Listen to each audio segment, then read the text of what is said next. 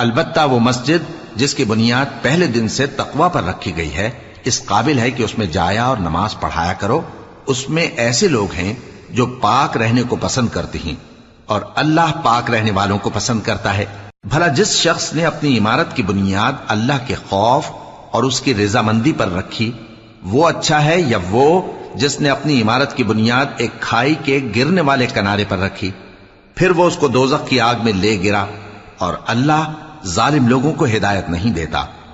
یہ عمارت جو انہوں نے بنائی ہے ہمیشہ ان کے دلوں میں موجب تردد رہے گی مگر یہ کہ ان کے دل پاش پاش ہو جائیں، اور اللہ جاننے والا ہے، حکمت والا ہے. اللہ نے مومنوں سے ان کی جانیں اور ان کے مال خرید لیے ہیں اور اس کے عوض ان کے لیے بہشت تیار کی ہے. یہ لوگ اللہ کی راہ میں لڑتے ہیں تو مارتے بھی ہیں اور مارے بھی جاتے ہیں. یہ تورات اور انجیل اور قرآن